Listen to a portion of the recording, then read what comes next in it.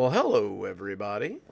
Welcome to another Wednesday night spooky reading. So, we're going to read some stories tonight, as we always do.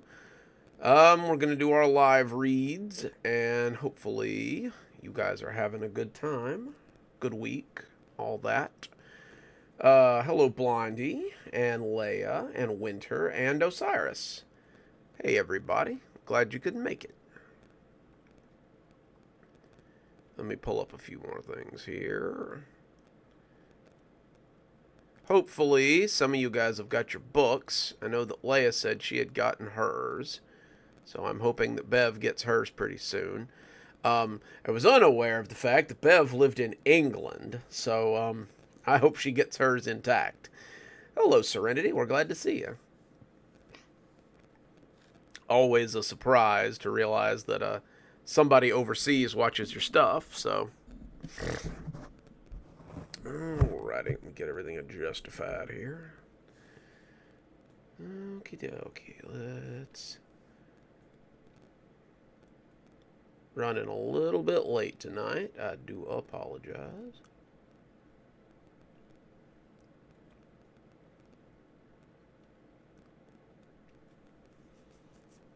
That's clearly not what I want to do, but okay. I'm just glad you all show up. Like that's always good to me. Like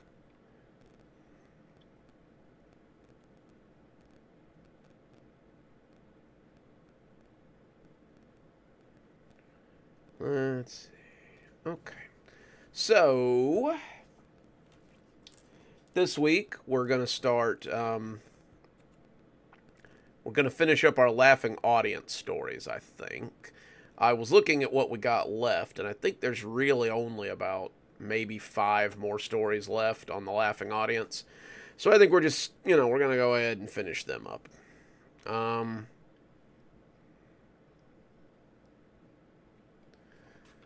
So that'll be fun. Get that one out of the way, and then maybe we can add a new story to our Monday lineup. Let's see. Everybody hear me okay? Am I coming through okay?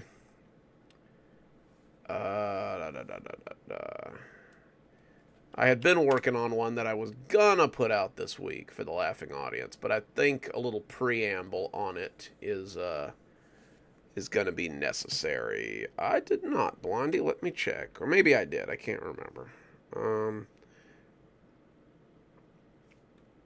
Let's see. Just the one about no cozy horror today, but I did manage to get it up in time, I hope.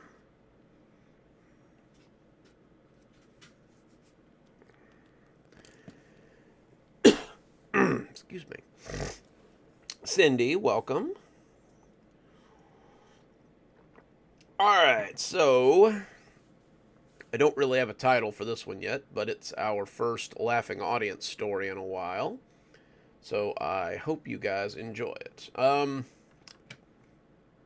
those of you who aren't caught up on your laughing audience stuff, the main through line on the stories right now is there's a kids show that the laughing audience has sort of taken over, and there's an FBI agent that's trying to shut it down, and that's kind of where we're at right now. I always recommend you guys go back and check out the playlist for the laughing audience. There's a bunch of good stories on there. And I don't know. I like the series personally. It's a little old. I've been writing it for a while, but I think it's a pretty good series. Any rate, so we're going to start with our Monday story, which is going to be a laughing audience story. So away we go. Look, we know you can't do the show without us. We don't like the direction that this is going, and we want out. Julie looked up from her desk as she smiled placidly at the 3 men standing around her office. They were studies in contrast. Carlos was the one yelling, the bold and often brash face of the trio. Jean was backing him up, spitting facts at her as if she didn't know that. if she didn't know them.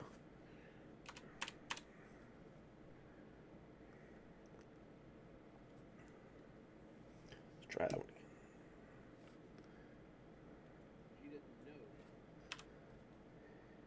She didn't already know.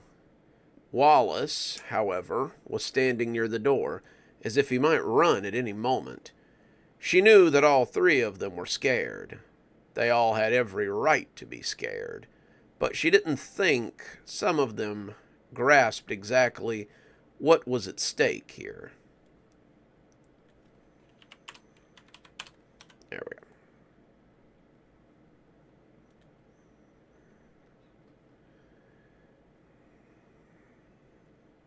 Hey, Crystalline, good to see you. They wanted her to stop. They wanted her to pack up a multi-million-dollar franchise and just quit it. Did they know how stupid that was? Did they know what would happen to all of them if Julia just stopped producing the show? Fausti Revue was one of the biggest kids shows in the last 10 years, one of the last shows with live-action puppets to survive the internet boom. And even if she wanted to, she couldn't. There was still a part of her that really wanted to set it all down and run as fast as she could, but they wouldn't let her do that. The Muse wouldn't allow her to throw it all away, not when they were so close. Carlos, you work for one of the largest companies on the East Coast. Your show, a show that you play one of the main characters in, makes enough money to produce shows for years to come. What makes you think we would ever call a halt to it, just because you want us to? Carlos slammed his hand down on the desk, but it was an impotent move. He had no real power here. None of them had any real power here. Julie didn't have any reason. Try that one again. Julie didn't have any real power here when you came down to it. The Muse had all the power, and they knew how to exert it. The truth was that the numbers had been a little mixed lately, but the ratings were still up. Way, way up. Kids in the test group said that the new direction was a little scary, but most of them still couldn't look away. They knew that they were being poisoned, but they seemed to like it. They would tune in week after week for new episodes, and this last episode was really going to bring it home. The network loved the idea of a live episode. Excuse me.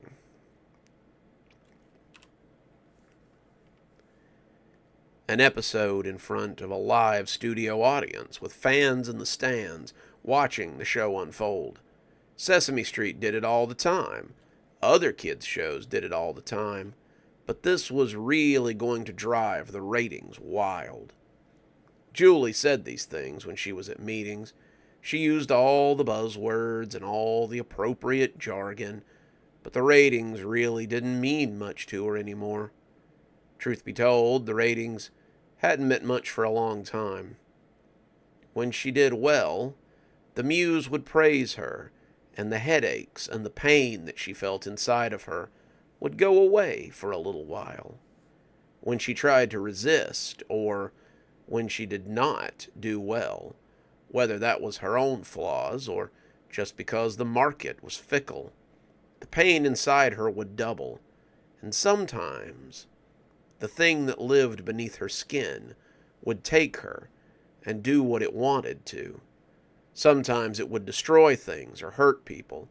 Sometimes it was even people she knew. A few weeks ago, she had watched as her own hands strangled a homeless man to death. She hadn't worn gloves. She hadn't taken any sort of precautions. And the Muse said that unless she wanted to spend the rest of her short life in prison, she needed to do better. Fortunately, the police didn't really care much about dead homeless people, but next time it might be someone more important. It might be someone who worked on the show, or an executive that would be someone that the police couldn't ignore. I'm asking you to be reasonable. We've shot every episode except the last one, and we've practiced it enough times to know what's going on here. Those creatures can't have the show. They're terrifying. They're evil. You can't let them have that kind of access to children. Julie shook her head slowly. Why are you talking to me about it? Wallace writes the scripts. Talk to him. Wallace cringed at the sound of his name, and she could already hear the coming argument. Wallace had been to her office many times in the last month and a half. He told Julie how the scripts always seemed to get changed. He would write one thing, and then there would be a last-minute change made to the script, and it would be in everybody's box the next day. They would go out at it.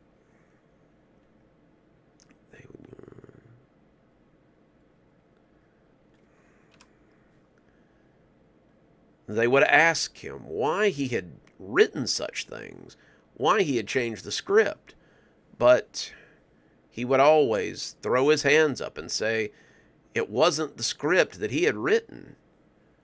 Julie could commiserate with him. Sometimes she was the one that changed the script. Sometimes the muses took it upon themselves. It didn't matter. Once it was in the script, it was gospel, and that was what they were going to do. The scripts lately had been full of added content for these sorts of things. They had killed off the antagonist, something they had wanted to do for quite some time. The music hall now belonged to Gus and his band of performers, but the real antagonists still existed. Somehow the ghost character had begun trying to fight them, trying to get them to leave. Julie knew that this was Gus, or rather Wallace, trying to gain control of the show again. But the muses wouldn't have it. I always forget to silence my phone.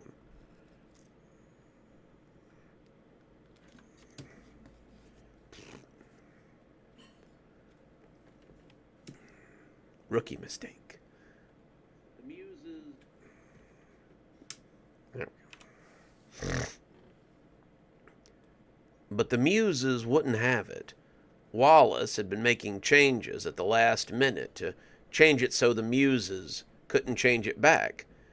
And if they would really care about the actions of some ghost. As if.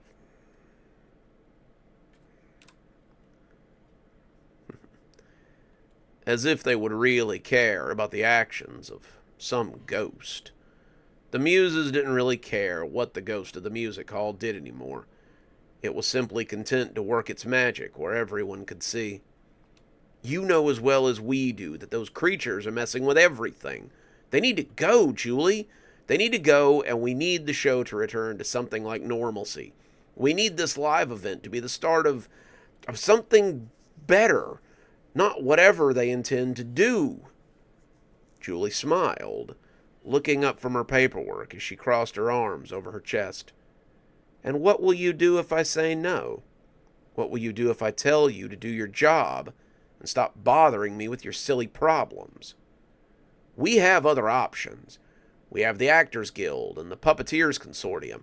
We can go to the higher-ups. We can go to... You can go back to your little FBI man who's been snooping around. Is that what you mean? The look on Carlos's face was priceless, and he didn't even try to hide a surprise. Try to hide his...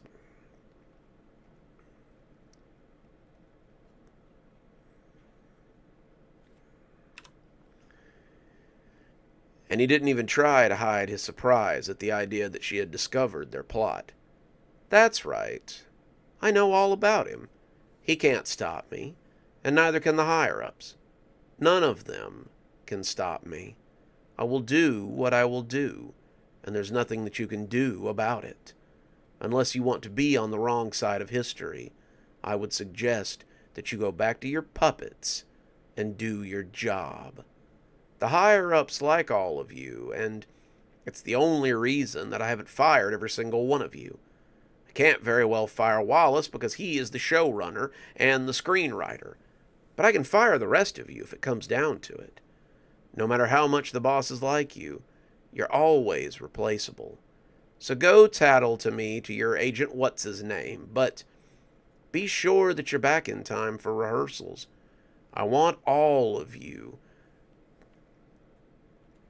I want all of this. I want all of this to go off without a hitch. And I want all of you where you're supposed to be when the time comes. Carlos looked like he wanted to say more, but instead he turned, taking Jean and Wallace with him. Julie went back to her work, needing everything to be perfect before showtime at the end of the week.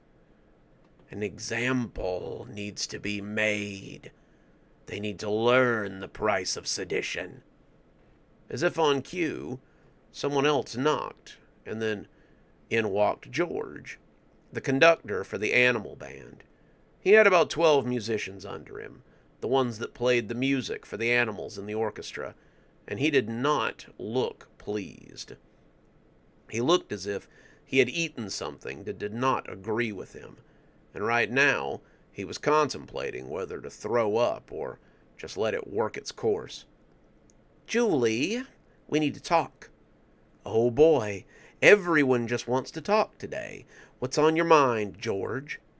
The orchestra can't go on like this. They're talking about walking out. The orchestra is playing music on one of the most popular children's television shows on the network today. Why in God's name would they want to walk out? They're scared. Many of them are seeing shadows in the orchestra pit, and they're hearing voices that they can't place. A lot of them are having bad dreams and not sleeping well. They don't want to do this anymore, Julie, and they're saying that they'll quit before any of this drives them crazy. Julie looked up at him, and the way he flinched back made her wonder if her smile was really so terrible. What about you, George? Are you going to walk out? Are you having bad dreams? Are you going crazy? He licked his lips and seemed to think about it. I've seen things too. This place is haunted or something, and I've definitely had bad dreams as well. I can't keep doing this, Julie. Something has to give, and it's not just us anymore. The puppeteers are talking about walking out as well.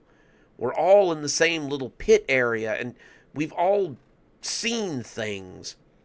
We can't go on like this. Julie spent the next half hour assuring him that everything was okay and that everyone would be all right. She was sure that the muse had helped a little bit, but when George left, he seemed to be in better spirits.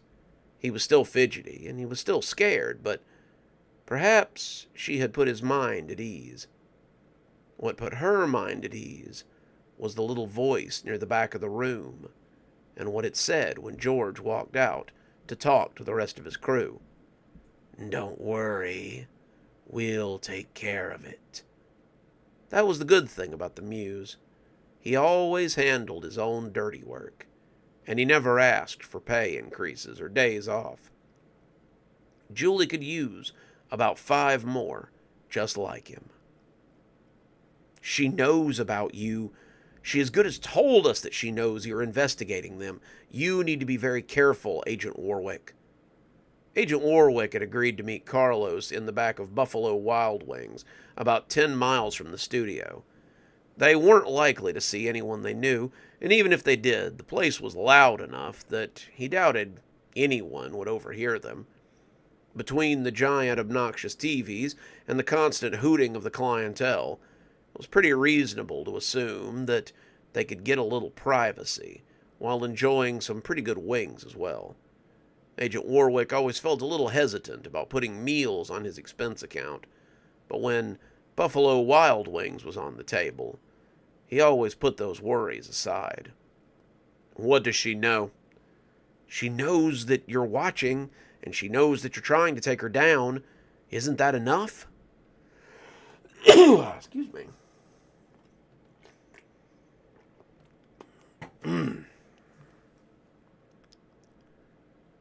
Son, lots of people try to take me down. I work for the FBI, and when I begin investigating someone, that's kind of their job. Doesn't really bother me the way it used to. But I'm certainly...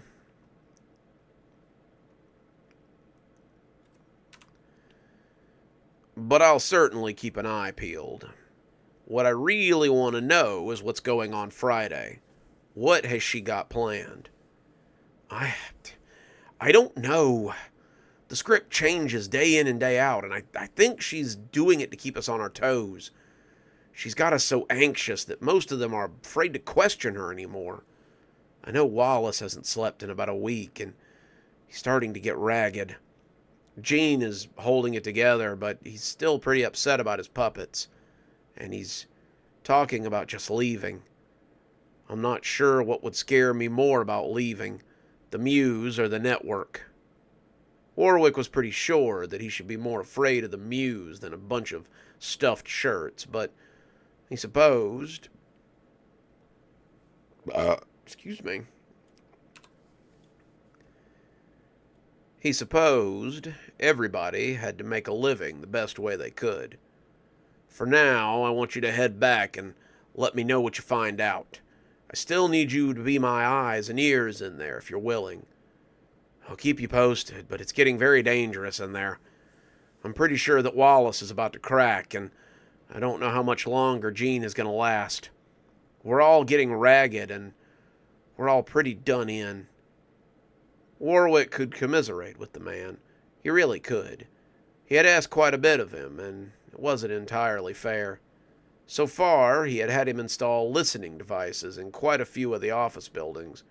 He also had him reach out to other people who worked there so he could get a better feel on what had been going on. There were a lot of ways that his request could...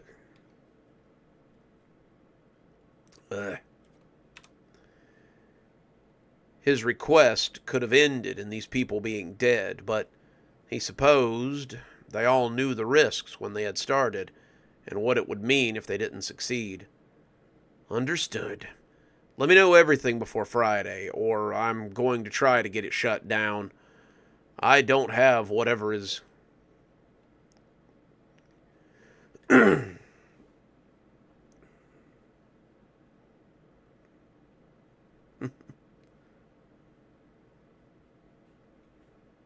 Of course, I've read them before. That would be great.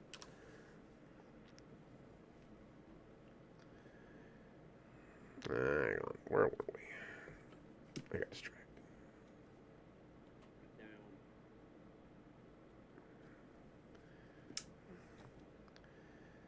I can't have whatever is going on in there spilling out into the real world.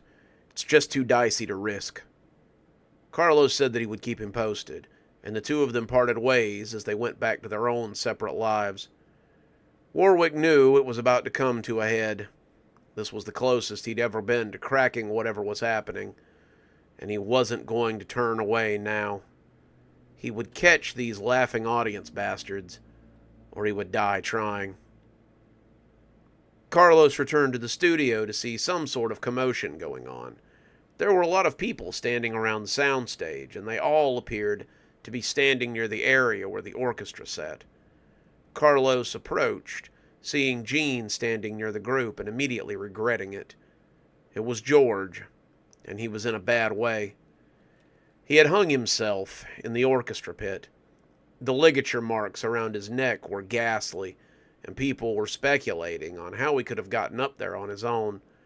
George wasn't a small person. He was quite rotund, actually, and it was hard to believe that he could have made it all the way up there by himself. People were standing around and asking questions, but when someone cleared their throat, everyone turned as if expecting answers to have finally arrived. It was Julie, and she looked as if she would be more than happy to provide all the answers they wanted. Excuse me. Oh my goodness. Poor George. I didn't know he was in such a bad way. It's a shame what's happened to him, but we have to keep...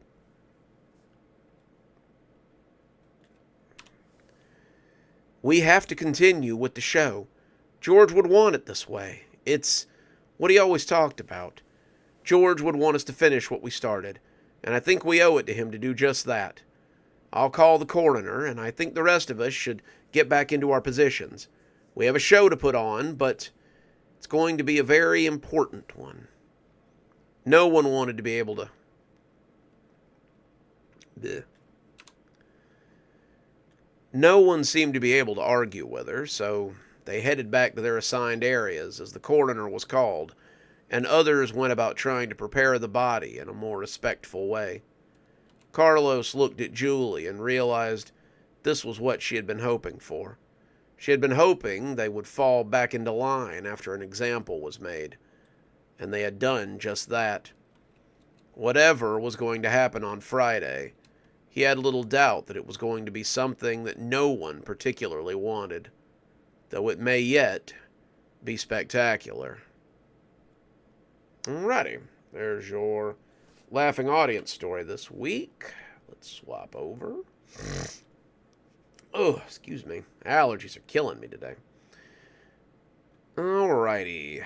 Let's see. I guess we'll go ahead and read our Kashmir story for the week, where we check in on another character that I know you guys really like.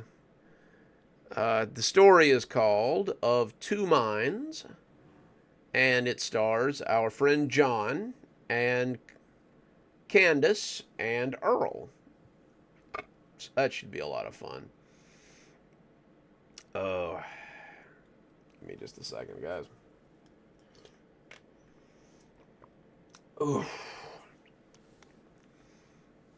Alrighty. Anyway, it's called Of Two Minds, and it's our Wednesday Kashmir story, so I hope you guys enjoy it. Hey, El DeGusto, we're glad you could make it. Dwayne Escher, we're glad you could make it too. Good to see you. Did I miss anybody? Serenity, good to see you. I think. Hello to everybody lurking. I totally understand.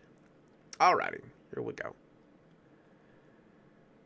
John looked up as the woman approached the desk at the hospital.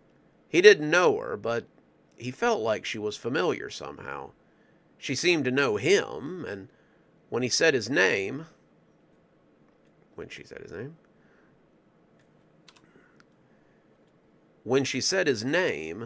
it made him feel like he might be at a disadvantage. I hate to come to you like this, but I need your help. She brushed her hair behind her ear and seemed to think about the best way to go about it. We have a mutual friend, and I'm very worried about him. Do you have a minute to talk to me? It's okay if you don't. I can come back another time, but I feel like we really need to help him. As it happens, John said with a smile, my shift ends in about 45 minutes. Would you like to meet me out in the memorial gardens of the hospital? I'd be glad to speak with you. I just have to finish up some end-of-shift paperwork, and once my relief gets here, I'll come out and meet you. The woman's face brightened almost immediately. Thank you so much. I've been very hesitant to come. I know that Earl would be upset with me if he knew that I was talking to you. When she said his name, that's when John realized where he knew her from. You're Candace, he said, and she seemed to jump a little when he said her name. That's why you seem so familiar. Earl talks about you all the time. I hadn't seen him in a few weeks. Is he doing okay? He's not sick, is he? Candace seemed unsure of how to answer, and finally told him that it might be best if they talked privately, and that Earl was fine for the most part, but she had concerns about something that was going on. John told her he'd be glad to talk with her, and he flew through the rest of his shift as he waited for his relief to come in. James was almost... Try that one again. James was almost always late, but John couldn't really hold it against him. James was young, and John suspected that this might be one of his first jobs. The kid was trying his best, and the day shift was definitely not what you would call a learning shift. It was hard to keep people at the reception area, though, and John wished him all the luck in the world. James finally came lumbering in about 15 minutes late, and John gave him the rundown before heading off to the memorial garden to meet with the mysterious girl that his new friend talked about so often. He and Earl met quite a few times after their first meeting in the cemetery.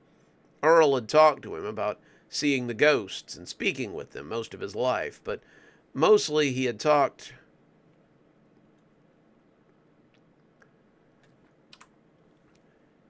Mostly, he had helped John make sense of what he was seeing and what they wanted. John was new to the whole spirit talking thing, and sometimes it could be a little bit confusing. He figured it was something he would grow into eventually, but for now, it was nice to have someone like Earl to bounce ideas off and help him figure it out.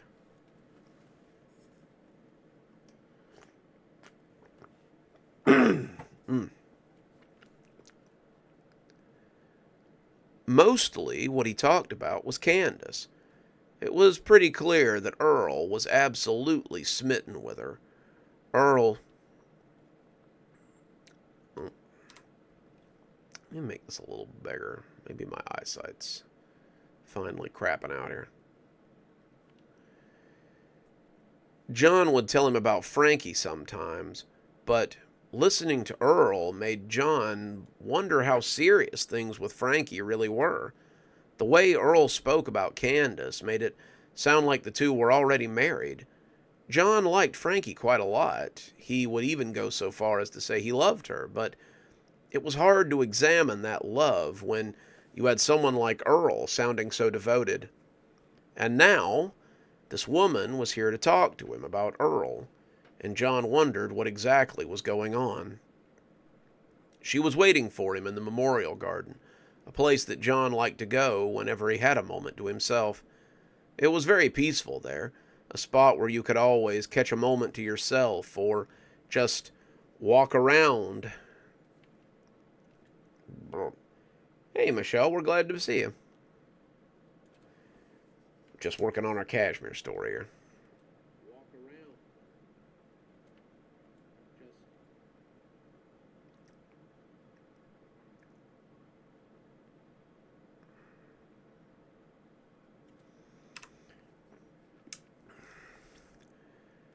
Walk around whenever you were on your lunch break. In the spring, it was often full of butterflies, and John was always a little sad to see it deteriorate in the winter. Spring was just beginning now, and with the early morning chill gone, it was just the two of them standing amongst the flowers that had yet to bloom.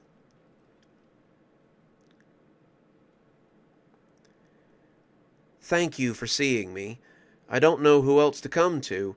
Earl has friends, but I'm afraid that if any of them hear the sort of things that he's been going through, they might think he was up to something.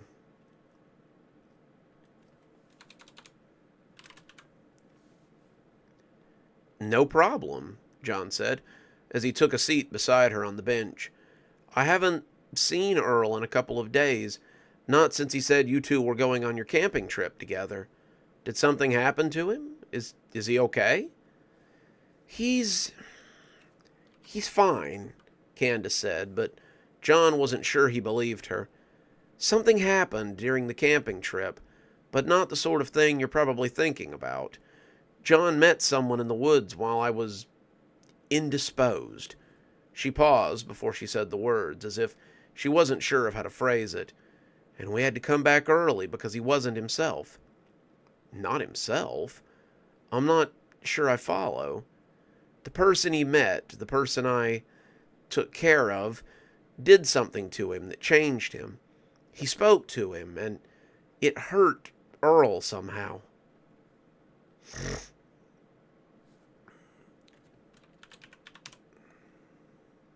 Hey, Grim Reader. Well, we're glad you could make it, buddy. I don't know. I'm probably not explaining this very well. The man was one of the strangers they keep talking about. The ones who are not allowed in town. He showed him something that made him different, and now he hasn't been himself. That's the best way to put it, but I'm worried that whatever the man showed him might have changed him for the worse. I'm wondering if you could come to speak with him. He likes you, he respects you, and I think if you went to talk to him, that it might make a difference.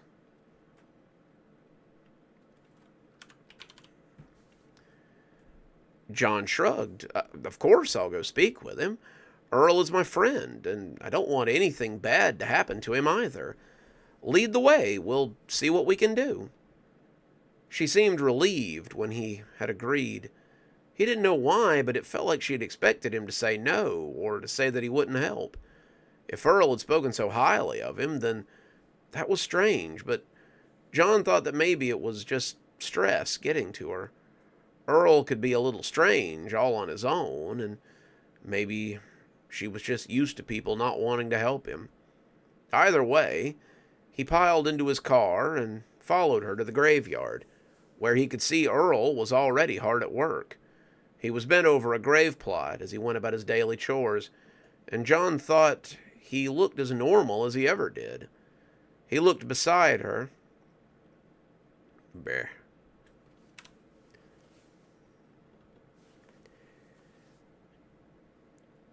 Excuse me. He parked beside her in the little lot outside the cemetery, and as they got out, she turned and told him not to be alarmed by what he might see.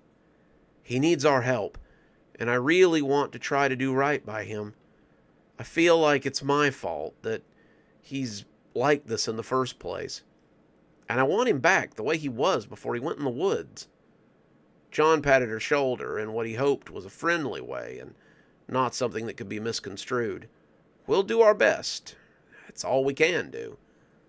With that, they went into the cemetery and found Earl hard at work. John could already tell that something was a little different than it had been. Earl was doing a lot of talking to himself, but it wasn't the sort of conversation he usually had with the ghosts who often bothered him.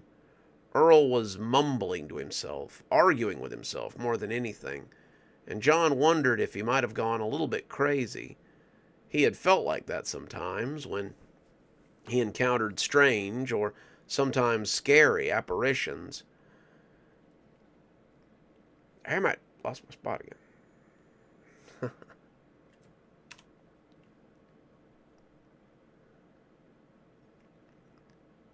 And he knew Earl had been doing this a lot longer than he had. If Earl had finally stepped off the deep end, maybe seen something out in the woods that had pushed him over, then John didn't know how much help. Struggling tonight, guys, sorry. Then John didn't know how much help he was going to be. He wondered for a moment if it might be beneficial to take him down to the forgetfulness clinic and get Dr. Winters to remove whatever was causing him so much problems. Such problems. Get Dr. Winters. All right, Stephanie, we're glad you stopped by.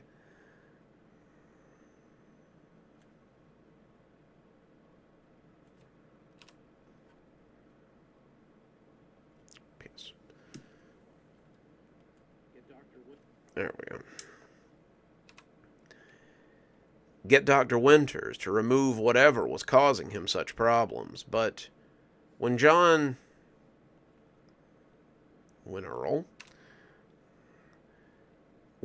turned around and smiled at them, John wondered if even Dr. Winters could fix what was going on inside his friend's head.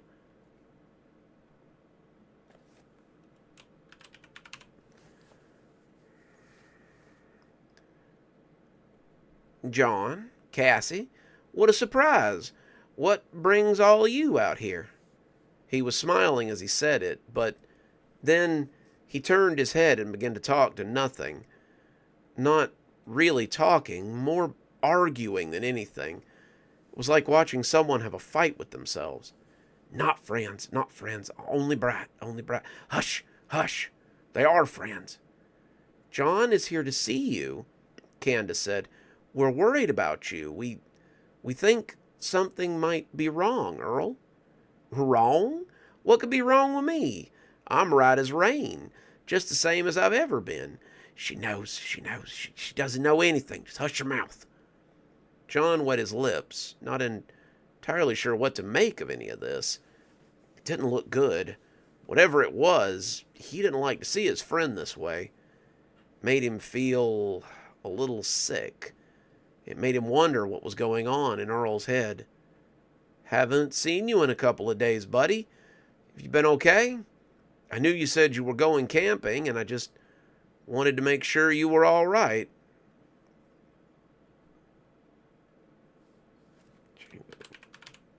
There we go.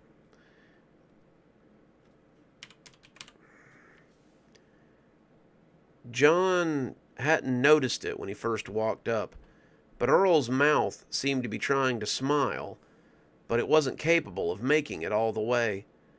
It came out as more like a grimace, a persistent tic that seemed to be trying to take over his facial features. It looked a little like when you'd see a stroke victim. That word souped it again. Damn it. Seemed to be trying to take over his facial features.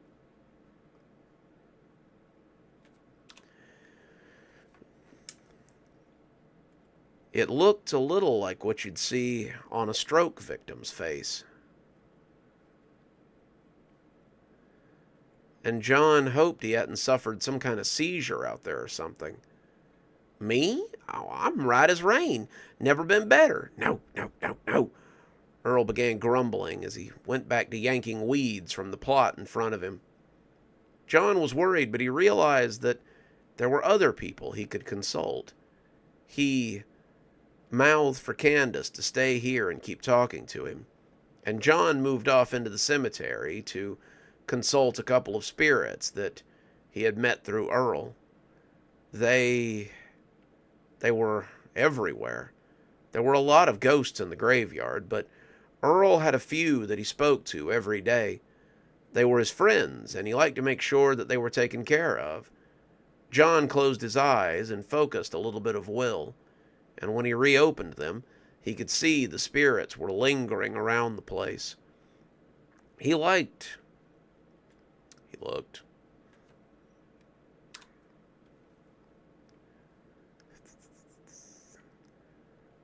He looked for some of the more lively ones, the hardware store owner and the old antique dealer, even the older woman who often called Earl by her grandson's name. But most of them were keeping their distance from the frantic gravedigger and seemed to be trying to go unnoticed. The spirit that had lingered around the grave plot that Earl was working on was looking down from his own headstone as if Earl might be a mouse that he had noticed scurrying under a table. John walked close to the old antique dealer and whispered to him, "What's going on with Earl?" "We don't know," the man responded, "but something is happening inside his head. Look," he said as he pointed at Earl. John looked, and with his sight on, he could see something spilling out of Earl's ears. It looked like the light that you saw coming out of an attic window, and it stuck out a good 12 inches on either side of his head. It looked like there was a concert going on between Earl's ears, but something about that light made John grimace. He didn't like it. He didn't like what it was doing to his friend. Excuse me.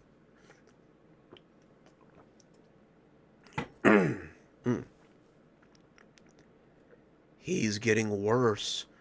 The last few days he's still been himself. He's just been distracted and a little flighty.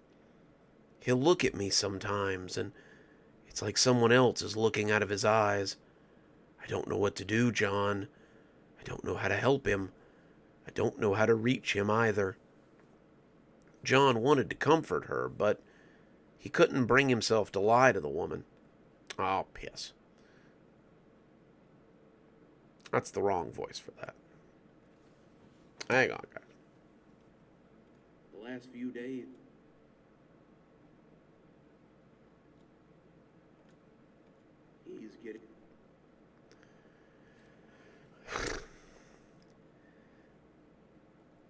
He's getting worse. The last few days he's still been himself. He's just distracted and a little flighty. He'll look at me sometimes, and it's like someone else is looking out of his eyes. I don't know what to do, John.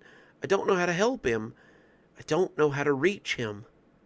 John wanted to comfort her, but he couldn't bring himself to lie to the woman. Whatever was going on had him worried, too. Whatever was going on with his friend was not good at all. John was worried that it might only be the beginning. Alrighty, there you go. There is your Kashmir story for the day. The week, sorry. Ugh. Sorry, guys. Allergy season's really kicking my butt this week. But I've got a special treat for you guys for Friday. I have rolled out another grandpa story. So we are going to get our grandpa on and get us a cool Appalachian grandpa story to boot. Appalachian grandpa's got his own problems outside of Kashmir, it sounds like. So hopefully you guys will enjoy this one. Oh, give me a second. It's called Getting It There on Time. And I do hope you guys enjoy the story. I winced as one of those big trucks passed us on the highway. They never seemed to be going slower than about 1,000,000 miles an hour. And even though Grandpa's truck is sturdy enough to take the wind, it always feels like it's going to spin us out. If Grandpa noticed, he didn't comment on it, and just kept right on looking out the window. "Maniac," I said under my breath, as I pointed us towards Gainesville. Grandpa had an appointment with a specialist today, somebody that his regular doctor had suggested. Grandpa did not look too enthusiastic about the appointment, but he was willing to go nonetheless. He'd been coughing a lot more lately, the sound of his too wet cough resounding through the cab of the truck. I tried not to notice the red spots that usually appeared on Grandpa's handkerchief when he picked it up to catch the cough, and if he thought he was being subtle by switching to a red handkerchief, then he was wrong. He seemed to be short of breath lately, too, foregoing his usual walks in favor of sitting by the fire or trying to take it easy. That's how I really knew that Grandpa was starting to feel whatever was going on with him. Grandpa had always been active, at least as long as I'd known him. But this was the first time that he had gotten out of the house in nearly 2 weeks. With spring right around the corner, I was beginning to worry that Grandpa's health problems were beginning to catch up with him. "Cut 'em some slack, kiddo. They have places to be and things to deliver. Most of those guys are probably on a deadline that would make you think twice before ever sitting behind the wheel. Well, that doesn't mean they have to thunder along like lunatics." Grandpa turned to look at me, and the set of his eyebrows was absolutely withering. "When a man sitting behind a desk tells you you aren't getting paid unless you drive 18 hours in 12 hours, you cut some corners. Usually it's sleep or driving at a safe speed. At least it was while I was doing it." Excuse me. "Oh, yeah? I guess you were one of those guys who thunders along doing 90 in a 75-mile-an-hour zone, weren't you?" "Damn straight. If I wanted the bonus that came along with getting there ahead of schedule, then I damn sure better be ahead of schedule." "I don't think I've ever asked you a lot about the trucking business," I said all of a sudden, wanting some conversation. "What's one of the weirdest things you ever transported?" We had about half an hour, maybe an hour and a half. Nah. An hour and a half of driving ahead of us, so I figured a little story might be just what the doctor ordered to pass the time. I didn't want to overtax Grandpa. I had the heater on, and he still sounded a little wheezy, but I also wanted to keep him talking. Stories were something that he always enjoyed, and despite his health, I still wanted him to enjoy himself. Let's see, I told you about the furniture that I had to deliver to Anchorage. I told you about the time I had to do a milk run. I told you about the weird house on the cliff. I don't think I ever told you about the lockbox that I had to deliver to Nashville, though, did I? A lockbox? What? Was it some kind of bank heist money? Maybe a cursed walking stick or something? No, it was far more important than that. It was something we had been asked to deliver personally. Something that absolutely had to be there on time. Well, you feel up to telling a story? Grandpa coughed into his handkerchief a little more and then let it rest on his lap as if he knew he'd need it again before long. I guess we don't have anything better to do. If you're so hell-bent on seeing this Sawbones up the road, then I guess there's no better time than the present. It was, 1975, and your mother was just about to go into high school. I'd been doing some on-again, off-again trucking lately, mostly just bill-paying stuff, and when the order came down, I thought it was a little too good to be true. My boss called me on a Friday morning and said that he had something he thought only I could pull off. The client says that it has to be there by Saturday morning. It's going to Nashville, and it's going to be there. If I could read.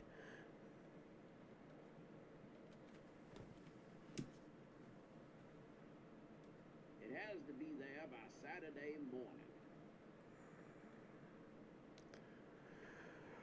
morning. It's going to Nashville, and it's going to be a 9.5-hour drive at a reasonable speed. I shrugged, but I realized that my boss couldn't see it through the phone. So what's the problem? Anybody could make that run, I told him. They could, if I had the package. It isn't even coming in till damn near midnight. I whistled. That was a tight run, especially if they wanted it there by morning.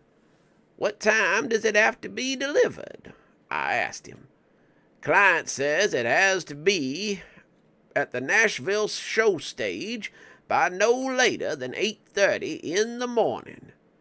Do you want me to deliver a package 9.5 hours away in 8.5 hours? Kurt, that can't be done. If anyone can do it, Rusty, I've seen you deliver it in less time. Yeah. Then it's you. I've seen you deliver it in less time, and I have every faith in you. Will you do it? Well, I don't know. What's the pay?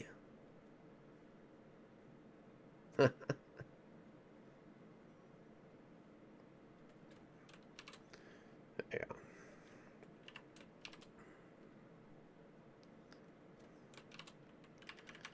Let me add a couple of things here.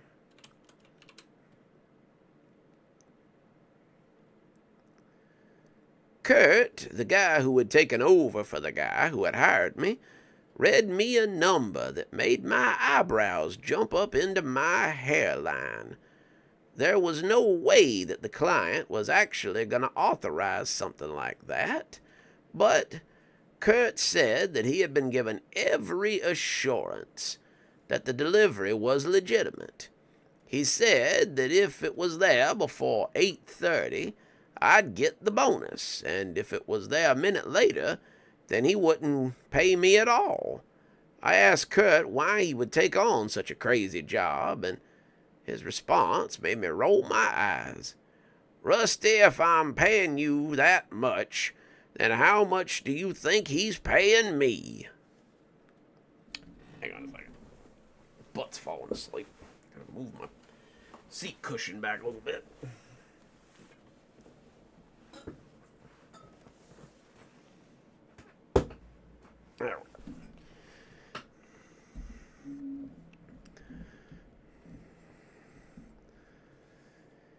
That was usually the crux of it.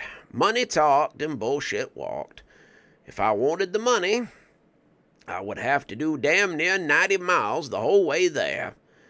The chances of getting pulled over were pretty good, but I had a fuzzbuster in the car, as well as a few other gizmos that I'd picked up.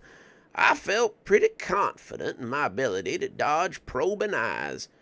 All I had to do was drive all night at a near suicidal speed. What could go wrong? I thought again about refusing, but then I remembered that your mother only had 4 more years until she'd want to go to college.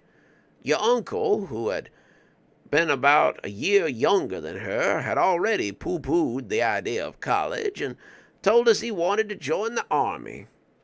I liked the idea. The Army felt a lot like a family business, since neither of them had much magic between them, and I realized it would save me from having to pay tuition for 2 kids. Your mother had these lofty ideas about going to business school or maybe nursing school, and I realized that would be expensive. The amount of money they were talking about paying me for this run would look really nice in her college fund, and I begrudgingly told him that I would take the offer. Grandpa voice is rough on the pipes. So I kissed your grandma goodbye and told her I'd be gone a couple of days.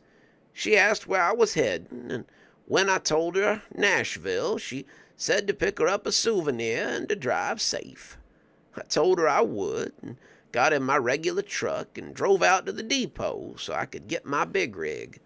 It was easier to keep that rig at the depot than to drive it home. You've seen the conditions of the roads. Can you imagine trying to get an 18-wheeler up there? Even in good condition, it would be a nightmare. I took my time, talked to a couple of guys at the depot, went and had a bite, and just kind of hung around as I waited for this delivery to come in so I could get started. I was honestly hoping they might be a little bit early. The idea of making a 9-hour trip in about 8 hours was not something that I really thought I could do, but for the money, I was willing to give it a try. I always do different voices. Absolutely. I like my voices.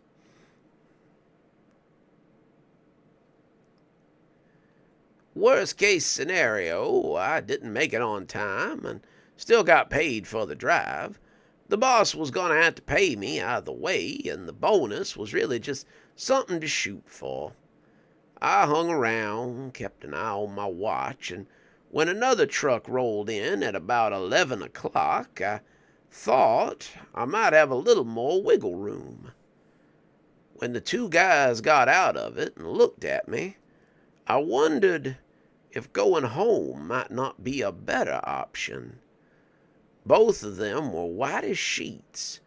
The one that had been riding in the passenger seat looked like he'd seen a ghost, and that he might be sick if he stopped to think about it too long.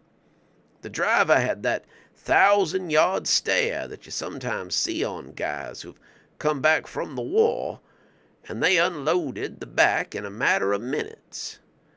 I had expected something big, some instruments, or maybe something imported, maybe even a bunch of drugs, but it was nothing but an old steamer trunk. Ugh.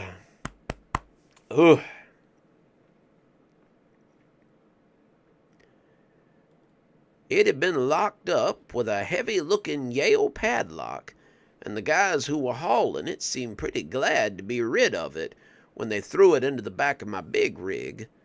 I signed off on it and thanked them, and then I smartly transferred it to the back of my truck. I could hold this thing in my personal vehicle and probably be quicker than I could if I was driving my big old 18-wheeler. My boss wouldn't know the difference. He'd gone home hours ago, and I set out with my steamer trunk in my back seat and headed for Nashville. I shook my head as I drove, wondering why my boss had insisted on using the big truck. He was the one paying for gas, even though I was going to make him pay for whatever gas I used in my truck. The bill would have been nearly as high as gassing up that big thing. Then I thought about the guys who had delivered it and wondered if there was something about this trunk that they didn't like. Perhaps it was something that hung around it that made 'em look so nervous. I hadn't bothered to inspect it or give it any real thought, but as I drove, I began to see what all the fuss was about. Excuse me.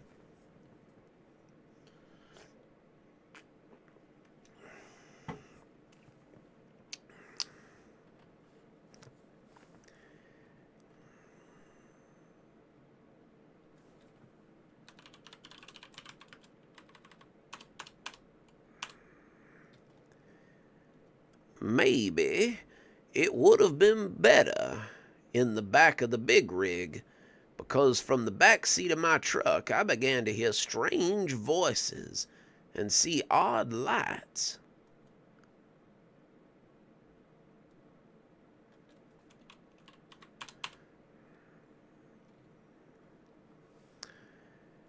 It started out as phantom guitar riff, something smooth that arced out of the cracks in the steamer trunk, like it was trying to escape. I saw strange flashes of light, too, that accompanied the sound, and I began to wonder who exactly was back there playing. The music was good, something I had seen before, maybe, but as the first song ended, I nearly drove off the road as a gunshot cracked out, and I turned my head to find the trunk dark and quiet yet again. I got back on the road, realizing I didn't have time to be sidetracked by whatever was going on there, but that didn't seem to stop the action. A few minutes later, I heard a similar sound. This time it sounded a little darker, a little deeper, and I realized that this was not the blues that I had heard the first time, but something a little heavier. It played on for a little while, an hour at least, and then there was the sound of an engine and screaming tires and somebody shouting. Then the music cut off, and I was left trying to get my heart to stop galloping. After that, I put my foot down, and I didn't stop until I needed gas about 5 hours later. The whole ride took me about 8 hours, and there were parts I was pretty sure I was doing 120.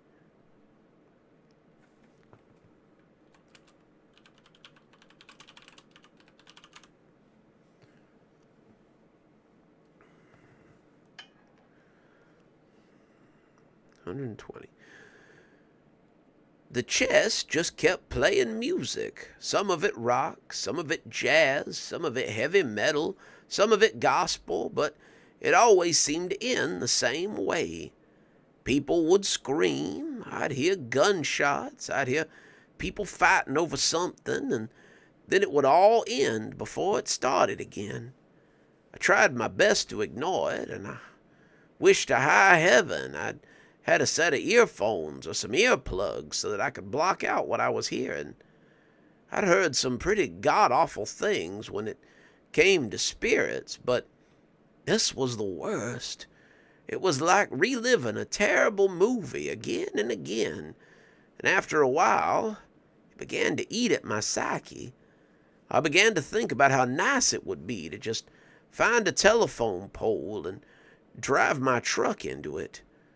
I found myself unable to enjoy the music as the coming fall got worse and worse. Worse than that, I began to hear an insidious voice telling me to break the lock and take the guitar. It would tell me how I could be one of the greats, a legend, and All I had to do was take it and fulfill my destiny. Even though I knew how each one ended, I was still tempted to do just that. What did I know about music? I'd never done much more than sing in the church, but something about that voice told me that it didn't matter. Told me that I could be a star, and all I had to do was open the box. That was when I started treating it like something supernatural. Supernatural things, spiritual things, boogie stuff, those were all things I could handle. Having my mind and senses faded from a weird presence was scary, but it wasn't something I couldn't deal with. I let your grandmother's training wash over me, putting a barrier around my mind so that whatever was in that box couldn't get to me. It didn't block it out completely. It was more like sticking cotton in my ears to block out a loud noise, but it tuned it down to a low mumble, and I managed to make it the rest of the way to Nashville without breaking the lock open to seeing what was in that box. I pretty well knew what it was by then. The voices coming out of it had painted a pretty clear picture, but the longer it talked, the less I found that I wanted to see what was inside. I pulled into Nashville about an hour before the deadline. I had practically flown down the road to get there, and it didn't take me long to find the place I was supposed to drop it off. It was an old show stage, the kind of place that had probably seen thousands of musicians and just as many stars. I pulled around back and knocked on the stage door as the box continued to tell me that I needed to open it and accept my reward. It didn't bother me as much as it had, but it was still there, and it told me that the sooner I got rid of this thing, the better.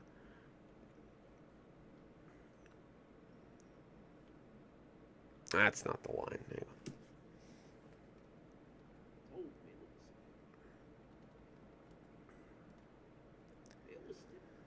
Try that again.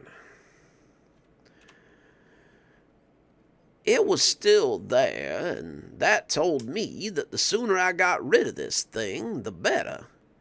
The guy who opened the door was a young kid, maybe 18 or 19, and when I told him that I was here to deliver his package, he told me to wait and went back inside to get someone.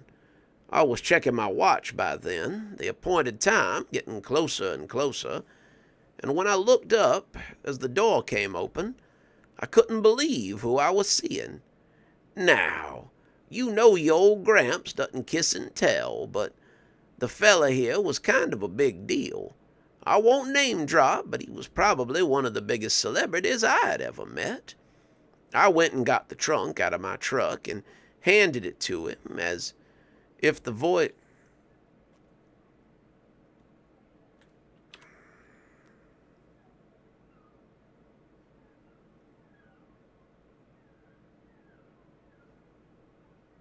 What the hell is that noise?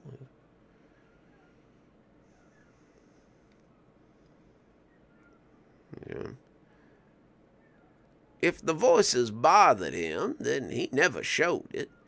He reached into his pocket and pulled out a key, and then he slipped it into the lock.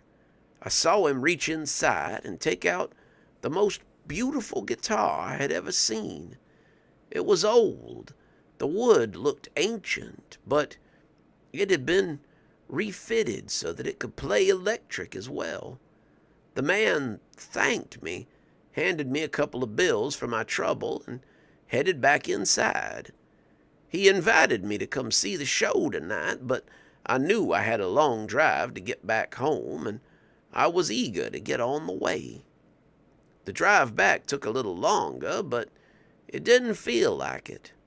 It felt like it took no time at all without that guitar yelling at me the whole way back home. So what happened to the musician you gave the guitar to? Grandpa frowned as he shook his head. He played a show that was supposed to be second to none.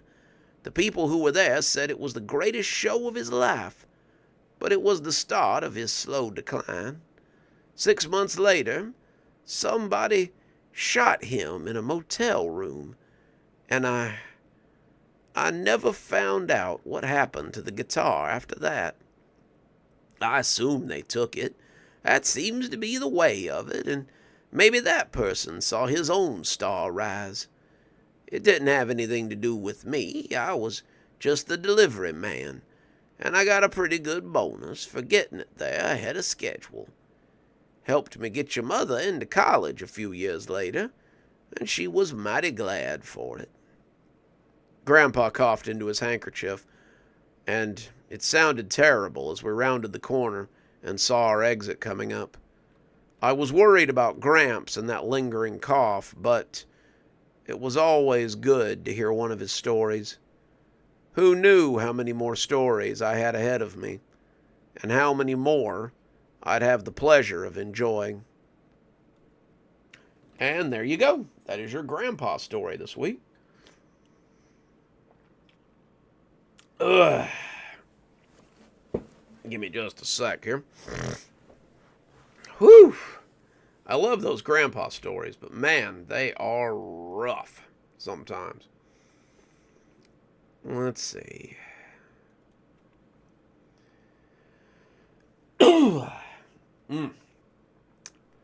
Hopefully you guys are enjoying the lineup tonight. I know everybody likes a good grandpa story, so I've got a couple that I've wrote ahead of time that I'm probably going to pass up to LaDama and see if she's interested in some lines. I really want to get the rest of them done so I can go ahead and get her lines, but we'll see how it all shakes out, you know.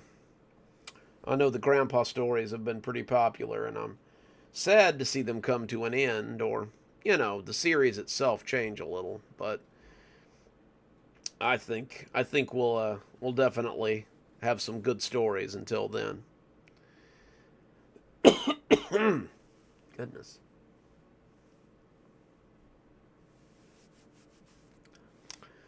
Alrighty. Let's see here. A little bit. Not with the allergies. Yeah, it's a little bit difficult. Definitely works on the pipes.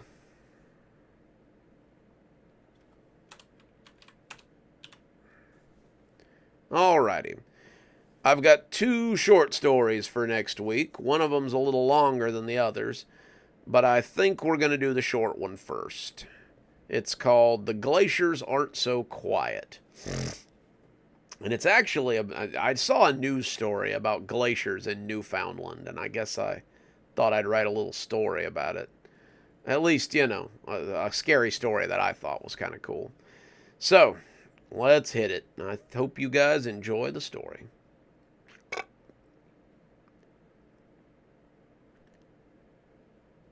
Everybody thinks icebergs are these giant, majestic things that just sort of exist placidly in the environment. People hear the word glacier and they think about the thing that sank the Titanic, or those big islands of ice that penguins and seals sit on sometimes. They don't think about how they form or how they move. That's right, they do move. Ice flows can be extremely destructive, but they can also be quite beautiful. They can also...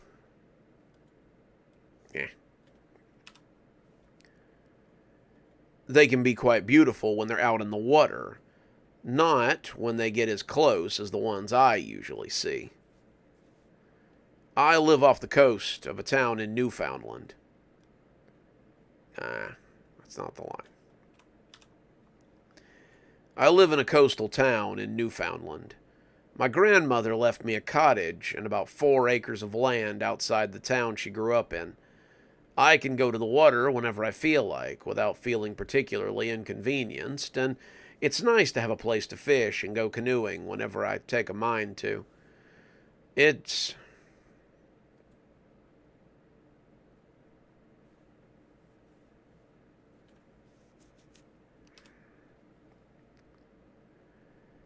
I'm something of a hermit, I don't go into town any more than I have to, and I don't really interact with the people there when I do.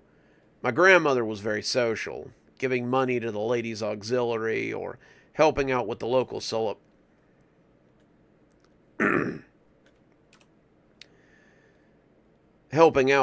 celebrations, but none of them knew me, and I don't have the connection to the community that she did. Most of the time, I really only head into town once every couple of months to buy supplies before returning to my home. I don't remember anyone's names. I don't even really interact with them if I can help it, and that's just the way I like it. Most of what I do this time of year is remind tourists that this isn't public land and they need to go glacier watching somewhere else. Ugh. Sorry, guys.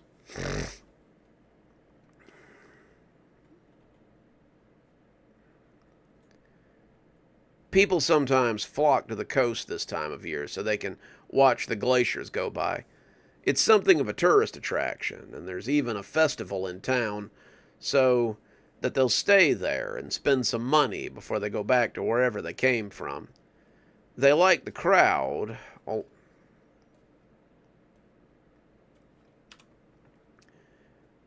They like to crowd along the coast and take pictures of the ice as it moves right along the coastline, and the signs that I put up barely deter them. Personally, I usually sit inside with my noise-canceling headphones on and try my best to ignore the whole thing. To me, the glaciers are usually nothing but a nuisance.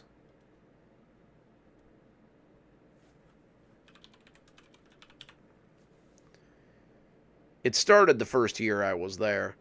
I'd never been to the cabin until after my grandmother died, and it seemed a shame to leave it empty. My parents had left me a trust, and between power, taxes, and supplies, I had plenty of money to do whatever I wanted. I decided that Grandma's old cabin would be the perfect place to write a book, or record a podcast, or do whatever else I took a mind to do.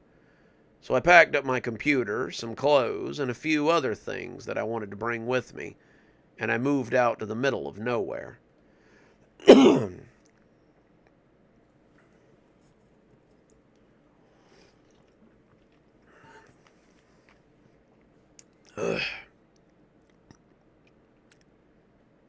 It was honestly nice for the first couple of months. I'd moved there during the warmer months, what passes for summer, and I knew I would need enough supplies and a lot of luck to make it through the winter. The winter wasn't as bad as I had expected it would be, just a lot of snow and many days behind the door with the fire blazing. I got a lot of writing done for the winter months, cracking out most of a book before the snow began to melt and spring had officially sprung.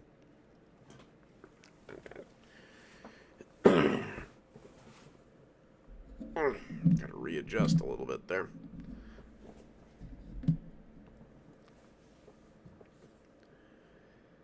That was the first time I heard one of them. The first time I was awoken by the screaming of the glaciers. The lady at the store where I bought my supplies had told me that glacier season would be starting in a couple of weeks, and I might see them floating by. I nodded at her and collected my stuff up to go. The glaciers would stay in the water. I had Googled that, and I wasn't really worried about something that was going to be off the coast. I figured I would just...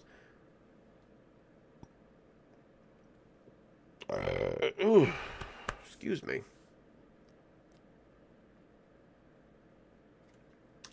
Gotta stop eating before these live streams. I figured I would just stay inside, pull my canoes up to the shore, and continue to bang out my novel. Instead, I was awoken by the most god-awful noise I had ever heard at about 4 a.m. in the morning the next day. At first, I thought it was someone being murdered. Sounded like the screaming of a woman mixed in with the agonized bellows of old machinery. I got up and grabbed my torch, throwing on a jacket as I went out into the front yard. I didn't know what to expect, but as my flashlight fell across the solid sheet of ice that lay about 50 feet away from me. I found myself craning my neck up as I looked at the glacier. It was huge, probably the biggest thing I had ever seen, and as it ground its way across the coastline, it went right on screaming in agony. I felt the torch slip out of my hand as I just stared at it in awe. I'd never seen or heard anything quite like it, and as the sun began to peak over the horizon, I remember going inside and shutting the door as if that would stop the sound. I tried to go to bed, tried to put my head under the pillow and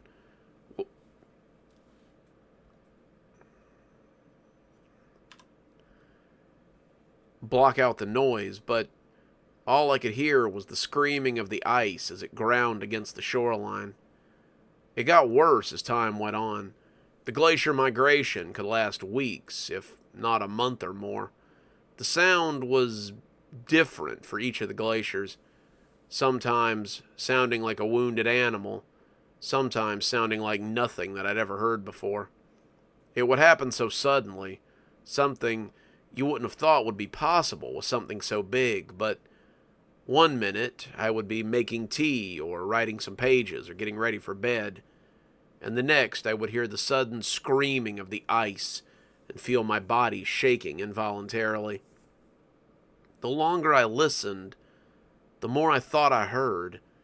Most people would have thought it was just the ice making noise for no reason at all, but the longer I listened, the more I heard actual words.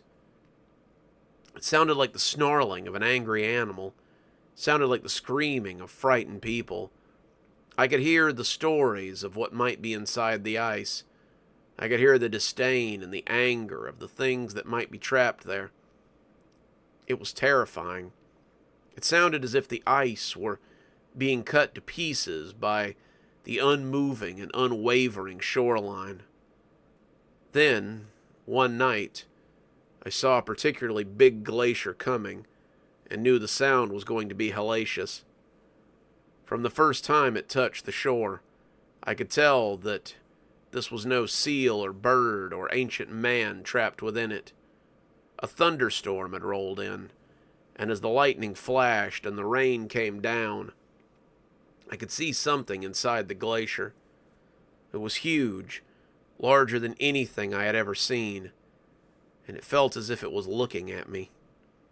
It was trapped within the depths of the murk, a miasma of midnight, and as the ice scraped against the shore, I heard the creature within revel at the sound and the freedom it hoped to achieve. Break my prison. Open my cell. Let me feed again. Every thunderstrike, every arc of vicious lightning, showed me more than I cared to see. I closed my door. I put on my headphones, but I could still hear it. Whatever lay within had been alive when the earth was new. It had lived. It had fed. It had loved. It had survived. And then it had been placed inside this prison for what many had thought would be all time. It wanted to be free, but it knew it could be patient. Time was nothing to the creature. It could wait until the sun imploded if it needed to. That was the first time, but it wasn't the last. There are many such prisons for the things that time has forgotten, and whatever is inside, it's as if the ice has no choice but to slice itself mercilessly upon the shore. The glaciers are stuck in their ways, as many people are. If you listen closely, you can begin to understand their agony and their purpose. I don't feel sorry for them. They were monstrous, huge ice walls, and if they wanted to change, then I feel like they could. The only thing that keeps me from selling the cabin and moving somewhere else is the memory of Grandma and the letters that she had sent me about how beautiful the countryside was and how much she loved the place. Also, and this is probably more important, where would I go? Knowledge is sometimes as much a prison as those glaciers, and now I know what they hold. How could I feel safe and secure anywhere? So I learned to cope. I bought noise-canceling headphones. I bought music to drown it out. I taught myself to ignore the noise, but none of it blocked it out completely. It seemed I would always be subject to the screaming of the ice as it was mutilated, prisoner to the voices that lay within it. And it seemed I was the only one. People gather and take pictures of the glaciers. News crews come by to do stories about their migrations. The locals would celebrate like this was some great event. And all the while, the glaciers would just go right on screaming. I wanted to scream too. I wanted to tell the people they were celebrating something awful, but I doubt they would listen. I would be just one more crazy person yelling about the suffering of the ice until somebody had me committed. So if you're coming to watch the glacier migration, just be aware of what it represents. The glaciers are not simply a piece of beautiful, majestic landscape. They suffer so that you can have your pictures and your experiences. Their pain is to hold in things better left forgotten, and they grind themselves against the shore to mark the passage of the sentence. They're there. Ugh. They are their jailers, their prison, and they suffer right along with them. Think about that as you watch them, and for God's sakes, stay the hell off my lawn. The only thing I hate more than those screaming glaciers are the screams of tourists. There you go. We've got one more story for you. This one's a bit of a long one. I'm hoping my voice can make it. Oh, goodness. Okay. This one is, surprise, surprise, another security guard story. Like I don't have enough of those already, right? This one's called The Man on the Screen. And I hope you guys enjoy it. So here we go. I probably should have known the job was too good to be true when I read the ad. Try that again. I probably should have known the job was too good to be true when I read the advertisement.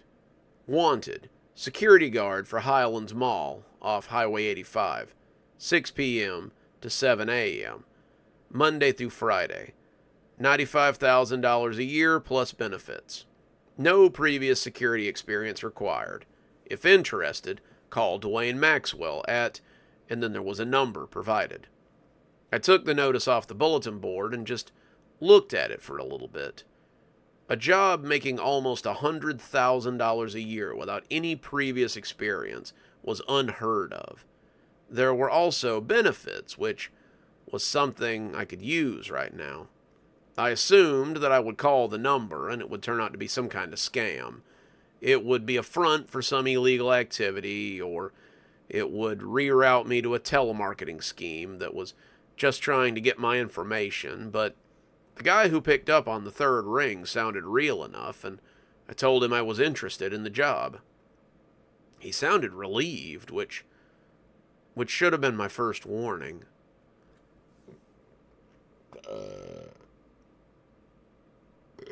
Excuse me.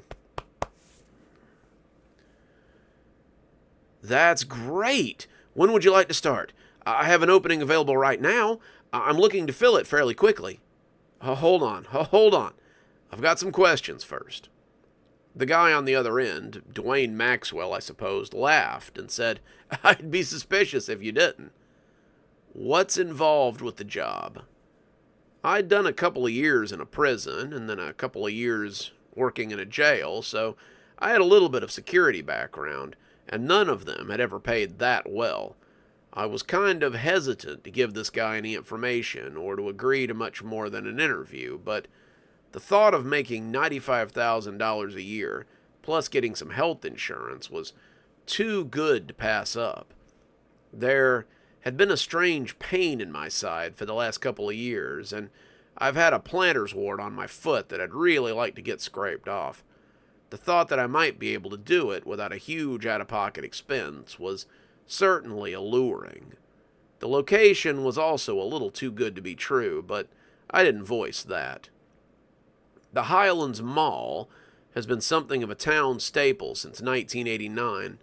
At one point, it held almost 100 different shops, as well as a food court with dozens of choices, a Dillard's, a Sears, and a Burlington coat factory, 2 arcades, a movie theater, and a fountain that was bigger than any 3 of the shops put together. Ugh. Oh, a lot of people tell me that. Bigger than any of the... There. Despite the online craze, the mall is still there. Most of the shops are closed, and I think the Dillard's is the only business that's still open. Mostly it's just empty, as if waiting for its time to come around again. I don't know why the mall needed a security guard when nothing inside it was open except a Dillard's, but I wasn't about to argue with them. We talked about it, and I told him I'd be happy to apply formally. A couple of days later, I arrived to find a different man waiting for me near the food court entrance. He was wearing a security uniform that I would soon become very familiar with, and he handed me one of my own in a garment bag, as well as a hat, a flashlight, and a big ring of keys. "I'd suggest you get a key clip for that. There's about 20 pounds of keys on that chain. There's a key for almost every gate in the mall, but I don't recommend you try going to open them. Most of them are just empty spaces, and there's nothing in them to be seen. A few of the stores still pay for storage, however, so if they see you poking around their stuff, they might decide you're stealing. Come on, I'll give you the tour."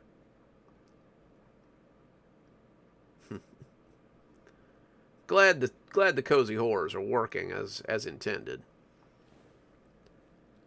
His name was Glenn, and he had apparently been working at the mall for the last 10 years. He had worked as a security guard when the mall was still open, but then he'd gone into corrections and hadn't come back until after it closed. He remembered the mall fondly, telling me about each of the empty storefronts that had once been home to something great. He remembered the bookstore that had been set up in Section 2. He remembered getting shoes at the Payless. He remembered seeing a movie when the multiplex was still open. And he remembered eating at the food court on his break. The fountain still worked, and he told me it was one of the few original furnishings in the mall. It had sat there for over 30 years, but it still pumped water and was pretty cool to look at. He told me that my job would be to walk around and make sure that all the doors were locked. And then I would sit in the officer station and watch the cameras until morning. Then, after I checked the doors again, I'd be free to leave. 6 p.m. to 6 a.m. 12 hours, but poop. That is true, right along with gas station attendants.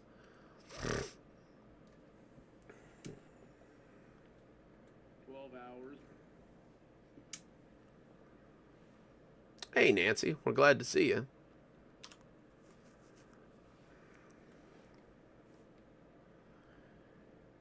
"12 hours of nothing but watching cameras. It sounded boring as hell, but they were paying me enough that I supposed I could manage. After the tour, Glenn took me up to the security room and showed me a wall of cameras. The new owners don't want anyone inside the mall other than the security guard. They would probably close the Dillards as well if they didn't have a contract. All they want you to do is watch the cameras and make sure that no one appears inside the mall. Hang on. I'm going to change that up a little bit. All they want...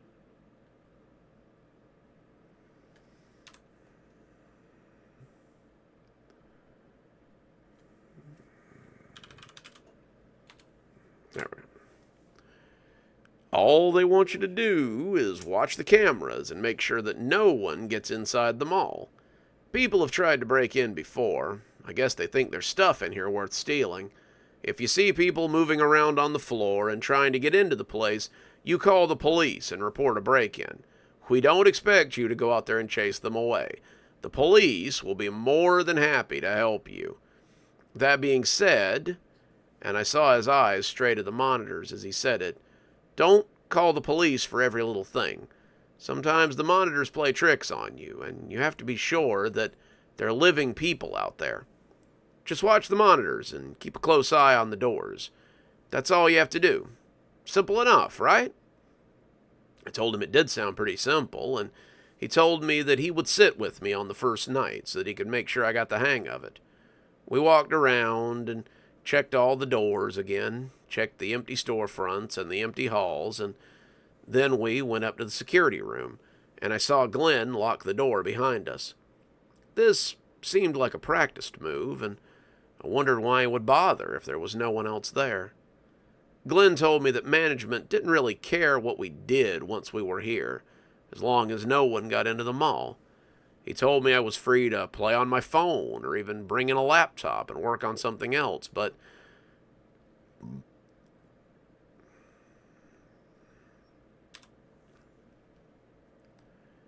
I was expected to keep an eye on the monitors and report any movement when I saw it. Seemed like a weird statement, but I took my phone out and started watching YouTube as I kept my eyes back and forth.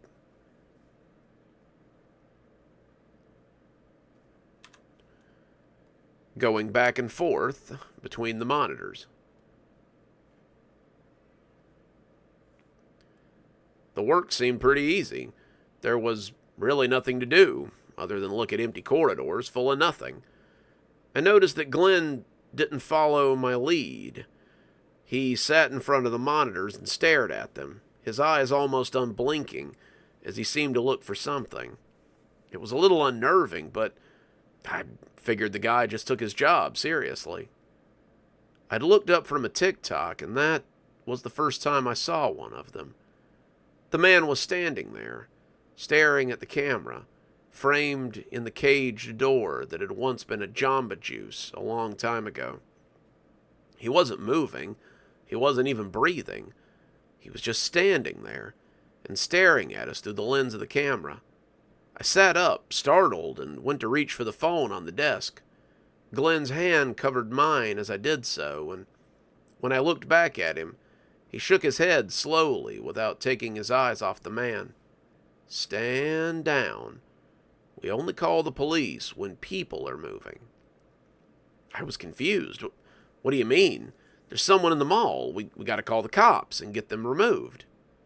Glenn slowly shook his head again, and as he took his eyes off the screen, it looked like it cost him a great deal to do so. Only if they move. The ones that don't move are no threat. They just stand there, and nobody knows why. Maybe they're ghosts. Maybe they're after images from the old camera system. I don't know.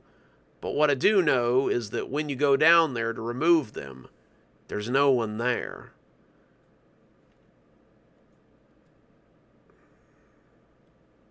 Poop.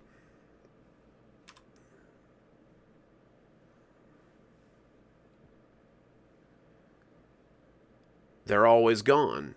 And when the police get there, there's no one to arrest. I asked him if he saw these people often, and he told me it was a nightly occurrence.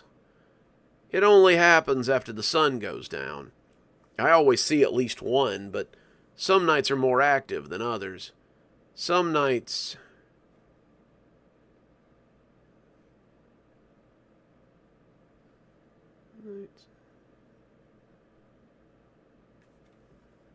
It's a few.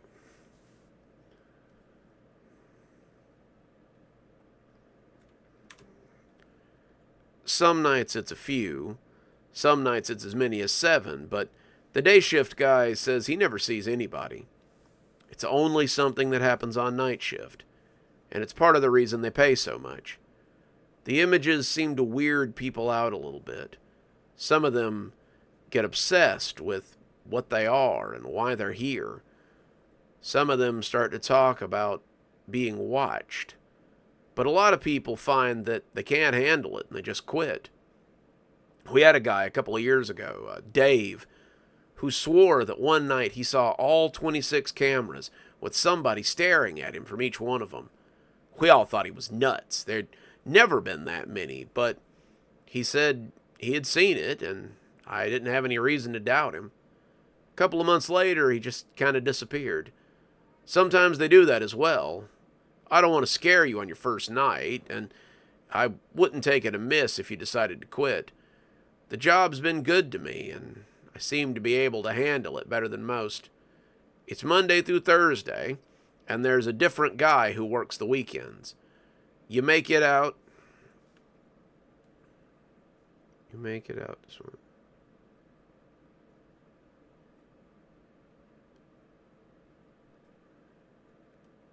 Oh.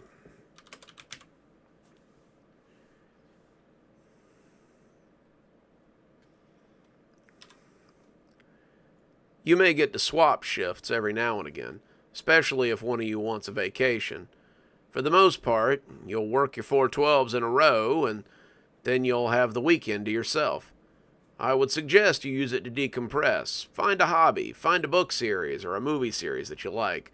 Take up models, but do something so your mind doesn't come back here. That was the only one we saw that night. And the next day, it was just me on shift by myself. I learned that Glenn had been transferred to day shift since he was the one who had my position before me. I still saw him sometimes. He would relieve me in the mornings, or I would relieve him in the evenings, and it appeared that he was my counterpart on the day shift. I didn't watch the square. Blech. I can't friggin' talk today.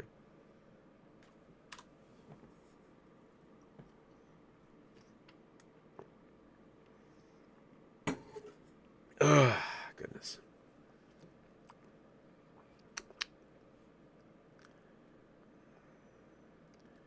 I didn't watch the screens quite as religiously as he did, but I still saw the figures regularly. Oh man, thanks, El DeGusto. I really appreciate that.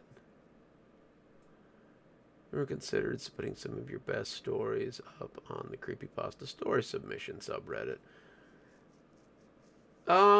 I have. Unfortunately, well, I mean, I do put some of them up on Reddit. I think most of them are up there, come to think of it. If it would, but say, if you're talking about No Sleep, I've been banned for like a year for putting up stories that violate the rules, which means they were good stories that they didn't really like. I don't know. Most of the stories that got took down are the ones that people really liked. But I might consider putting up stuff on Reddit a little more regularly. Where was I?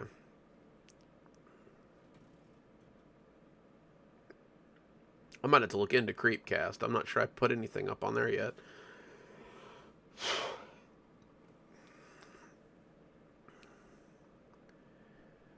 It wasn't just adults either.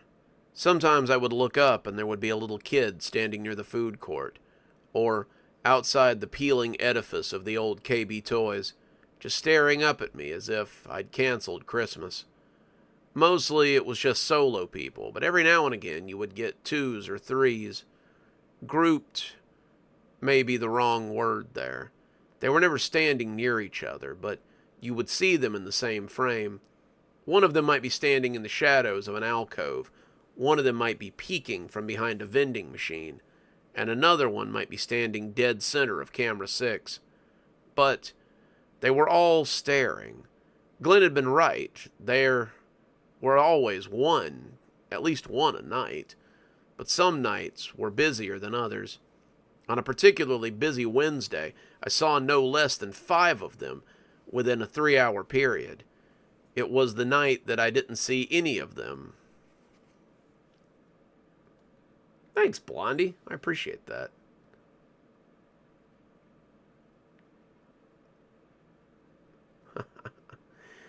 Well, the turkeys have moved outside now, so they're doing very well. But food funds are always appreciated. It was the night that... Where were we? It was the nights that I didn't see any of them that made me nervous. Just because I didn't see them didn't mean that they weren't there. It just made me realize that I wasn't noticing them. It became a perpetual game of Where's Waldo, and I was always a little startled when I finally picked them out. I'd been on the job about 2 weeks when I started noticing something else wandering around the mall.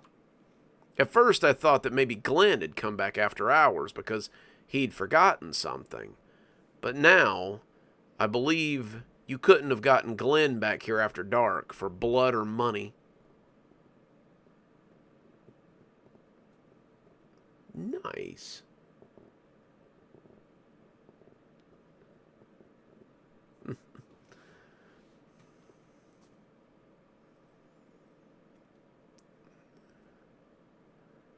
I would look up every now and again, and instead of the usual people in polo shirts or t-shirts and jeans and a halter top, I saw what looked like a security guard. He was wearing the same uniform I was wearing, except he had a cap that was pulled over his face. He had a flashlight in his hand, but there was no light coming out of it. He was standing in different places, and any time he was on the floor, it seemed that there were more ghost people. If the night watchman were out, which was what I started calling him, then there would be as many as 4 or 5 of the what? Apparitions.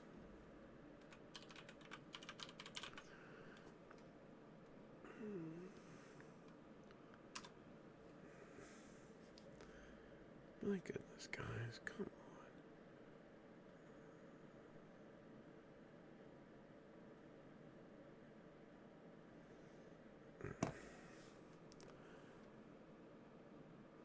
All right.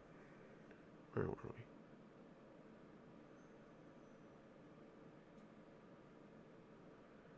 we? Of the apparitions at a time. It was really weird, but I also found myself studying the figure closer. There was a name stenciled on his uniform top, making it different than mine since mine was blank, but the CCTV cameras just weren't good enough for me to make it out. The cap would never let me be sure that he was looking at me, but it always felt like his eyes were on me. Most of the people would go away after a while, but the night watchman would move from place to place. Sometimes you would catch him in different cameras for hours, sometimes only for a few minutes, but he was the only one I ever saw move around that much. I asked Glenn if he'd ever seen him, and Glenn said that he'd never seen anyone in a security uniform before. He wondered who it could be, but I got the feeling he wasn't telling all of it. I remembered the story he had told me about Dave, and I wondered if Dave might be our phantom night watchman. I didn't wonder it hard enough to go looking for him, but it was definitely a mystery. Then last night, something happened that made me wonder if I'll ever go back to the guard post again. It was Thursday night, and I only had to make it till morning before I could enjoy the weekend.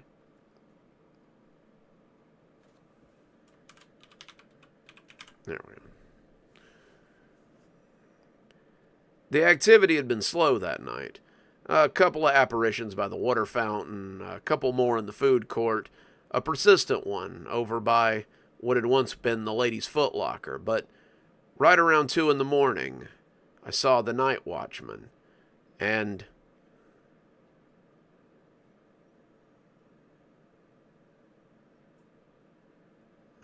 oh.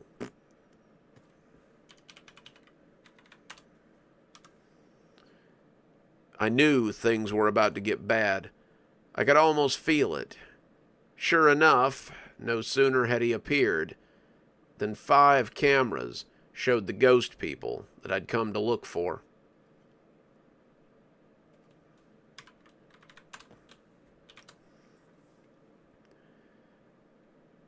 They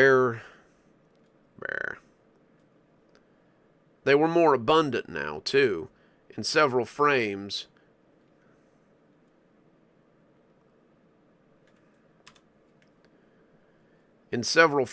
I had at least 8 of them on the cam. Let's try that again.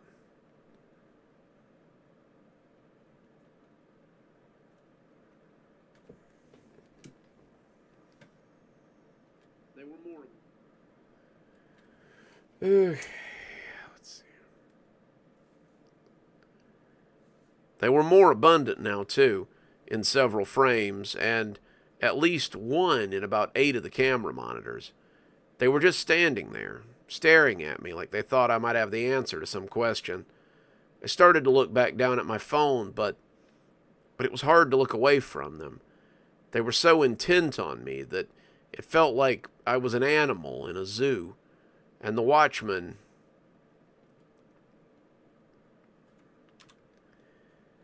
And as the watchman moved around, suddenly there were more and more of them. I wanted to look away. I wanted to look anywhere but at the monitors, but suddenly they were all I could focus on. I hadn't understood when Glenn stared at them so fervently, but now I got it. You had to keep your eyes on them. You had to keep looking at them, or else they'd know. And then they'd get you. Maybe they would come into the station, but maybe they wouldn't. Maybe watching was the only way to keep them out. Maybe...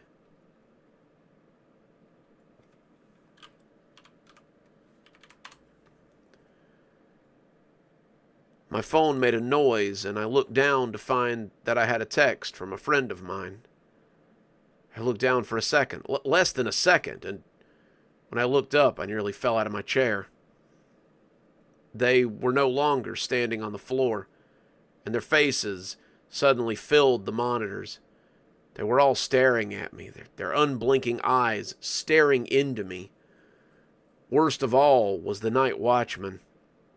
He was standing in the middle screen, the one in the dead center of the screen bank, and he was glaring at me with eyes deep enough to fall into.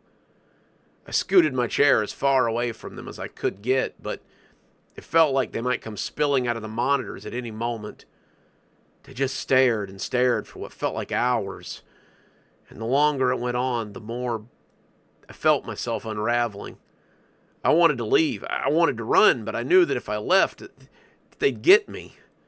They were just waiting for me to open the door, and then they would all be standing there just staring at me as they came pouring in. I don't know how long I stared at them, but when somebody banged on the door, I jumped and actually fell out of my chair. Somehow, I'd missed the sun coming up. And when my relief asked if I was okay and if I was still there, I looked back at the monitors and everyone was gone. The mall was empty, as it always was. And I got up and let him in as I ran out of the station and headed for my car. The daytime guy must have talked to Glenn, because when he called me and asked if I wanted to meet for coffee or something, I agreed. I certainly wasn't going to be doing any sleeping that day, and He chose a booth as far from everyone else as he could, as we sat and discussed what had happened. Glenn shook his head and said that he should have been honest from the beginning. I told you about Dave, the guard who came a few guards before you. I told you we got obsessed with the people on the monitors. He kept talking about them, talking about how they all stared at him, and he wanted to know who they were. I told him to let it alone, that it was a mystery, but it was a mystery that he would never solve. Dave just couldn't let it go. He did some digging and uncovered that some of the people he'd been seeing had gone missing in the mall back in the 80s and 90s. It's a big